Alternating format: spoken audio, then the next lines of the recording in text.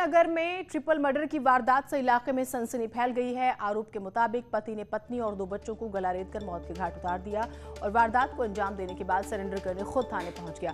मृत महिला के परिजनों ने युवक पर भाभी के साथ अवैध संबंध होने का आरोप लगाया। पुलिस ने शव को कब्जे में लेकर पोस्टमार्टम के लिए भेज दिया है। तुरपट्टी थाना क्षेत्र की ये वारदात बताई जा रही है। अशोक हमारे साथ हमारे सहयोगी जुड़े हुए हैं। अशोक, इस पूरी खबर के बारे में बताइएगा। जी, ये तुर्कपट्टी थाना क्षेत्र का मामला है। रात में पति पत्नी और 2 बच्चे सोए थे। रात में ही राजेश नाम के व्यक्ति ने जो घटना को अंजाम दिया और सबको पता तब चला जब वह जो है धारदार हथियार से जिससे उसने अपने पत्नी और बच्चों की हत्या की थी वो लेकर थाने पहुंच गया। उसके बाद पुलिस सक्रिय हुई। उसके बाद उसके घर गई। उसके घर का दरवाजा खोला गया तो बिस्तर पे 2 बच्चे थे उसके और पत्नी मृत पाई गई। तो कुल मिलाकर पुलिस जांच कर रही है कि आखिर उसने ये कांड क्यों किया। हालांकि जो मृतक महिला है उसके परिजनों का आरोप है कि जो हत्यारा राजेश है उसका अपनी किसी रिश्तेदार से अवैध संबंध चल रहा था, जिसके कारण उसने इस जघन्य हत्याकांड को अंजाम दिया है। ठीक, बहुत शुक्रिया आपका तमाम जानकारियों के लिए। उत्तराखंड के ऋषिकेश में रानी पोखरी पुल टूटने के बाद वैकल्पिक मार्ग और ह्यूम पाइप की मदद से अस्थायी पुल की व्यवस्था की गई थी ताकि लोगों को आवाजाही में दिक्कतें ना हो। लेकिन रात हुई बारिश से फिर जाखल नदी उफान पर है और नदी में आए ज्यादा पानी की वजह से वैकल्पिक मार्ग पूरी तरह से क्षतिग्रस्त हो गया। साथ ही अस्थायी पुल भी टूट गया। बता दें कि पुल क्षतिग्रस्त होने के बाद वैकल्पिक मार्ग व पुश्ते बनाए जाने का काम चल रहा था, लेकिन आज आए तेज पानी की वजह से नदी किनारे खड़ा पानी का टैंकर व तार जाल भी पानी में बहाव में बह गए।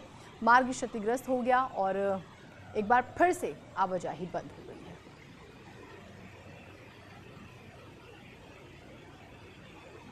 तो ये तस्वीरें आप देखिए, एक विकल्प के तौर पर मार्ग बनाया गया था लेकिन वो भी अब तबाह हो गया। आशीष, ताजा स्थिति क्या बनी हुई है? जीनत, आपको बताना चाहते हैं कि पानी का बहाव इतना तेज है जिसने सारी चीजों को बहा के अपने साथ ले गया है। जो वैकल्पिक मार्ग कल पूरे ट्रैफिक के साथ चल रहा था वो आज पूरा बर्बाद हो गया है और वहां पानी ही पानी दिख रहा है, जिसके चलते अभी मुसीबतें बढ़ गई हैं। जो ऋषिकेश से देहरादून और देहरादून से ऋषिकेश जाते थे और राजधानी का संपर्क यहां से कट गया है। वैकल्पिक मार्ग के तौर पर नेपाली फार्म का जो तिराया है वहां से यूज किया जा सकता है देहरादून आना जाना। जी जी। ठीक, तो कुल मिलाकर अब जो हमें कहें कि जो वैकल्पिक मार्ग था वो क्षतिग्रस्त हो चुका है। बहुत शुक्रिया आपका तमाम जानकारियों के लिए।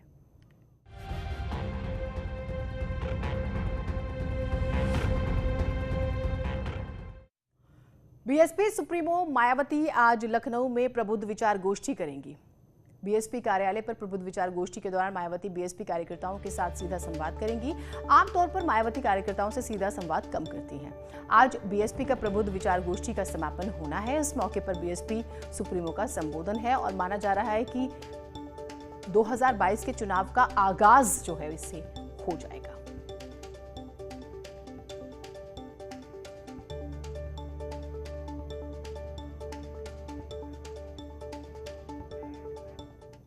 तो बीएसपी के प्रबुद्ध सम्मेलन के औपचारिक समापन के मौके पर लखनऊ में भव्य कार्यक्रम रखा गया है।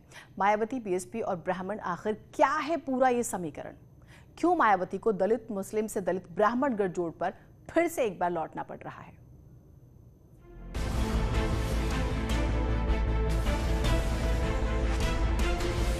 23 जुलाई से बीएसपी ने ब्राह्मण सम्मेलन की शुरुआत की थी। पॉलिटिकल आलोचनाओं की वजह से मायावती ने ब्राह्मण सम्मेलन को प्रबुद्ध सम्मेलन नाम दे दिया था, लेकिन उनका पूरा कार्यक्रम ब्राह्मणों पर केंद्रित था। बीएसपी महासचिव सतीश मिश्रा प्रबुद्ध सम्मेलन को लीड कर रहे थे। अयोध्या में जय श्री राम के नारों के साथ शुरू हुआ सम्मेलन मथुरा पहुंचा तो कृष्ण और परशुराम के नाम की भी नारेबाजी हुई। ये पूरा सम्मेलन 4 फेज में था। प्रबुद्ध सम्मेलन के जरिए बीएसपी की पूरी कवायद ब्राह्मण वोट बैंक को अपने पाले में करने की थी। कितने ब्राह्मणों को बीएसपी अपने साथ जोड़ पाएगी ये तो वक्त बताएगा। यूपी की सियासत में ब्राह्मण वोटर संख्या में लगभग 12-13% है, लेकिन वो यूपी में किंग मेकर माने जाते हैं।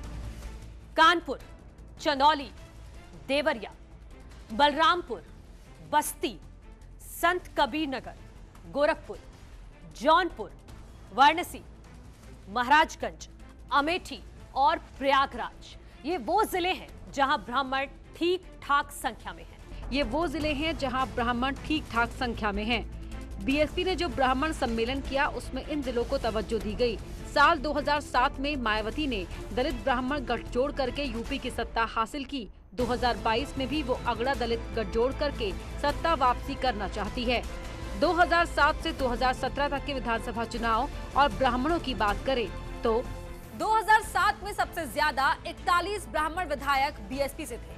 बीजेपी से 3, समाजवादी पार्टी से 11 और कांग्रेस से सिर्फ 2 ब्राह्मण विधायक थे। 2012 में बीएसपी के 10, बीजेपी के 6, समाजवादी पार्टी के 21 और कांग्रेस के 3 विधायक ब्राह्मण थे। यानी कि साफ है कि 2012 में ब्राह्मणों ने समाजवादी पार्टी को वोट दिया।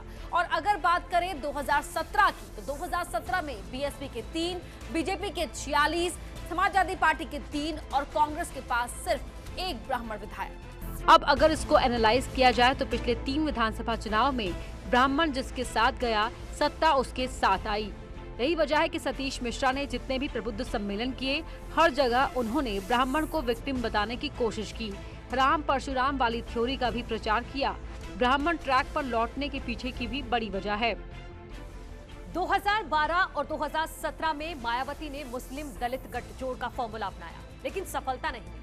2017 विधानसभा चुनाव में मायावती ने 99 मुसलमानों को टिकट दिया था, सिर्फ 5 उम्मीदवार जीत सके। 2014 लोकसभा चुनाव में 19 मुसलमानों को टिकट दिया, सबके सब हार गए। 2019 लोकसभा चुनाव में बीएसपी 38 सीटों पर लड़ी, 10 मुसलमानों को टिकट दिया, 7 उम्मीदवार हार गए। 2009 से बीएसपी ने ट्रैक चेंज किया। दलित ब्राह्मण की जगह दलित मुस्लिम पर ध्यान दिया और सत्ता से बाहर हो गई। अब एक बार फिर से 2007 वाले गठजोड़ से सत्ता वापसी की कोशिश हो रही है। मोहम्मद शबाब हमारे साथ हमारे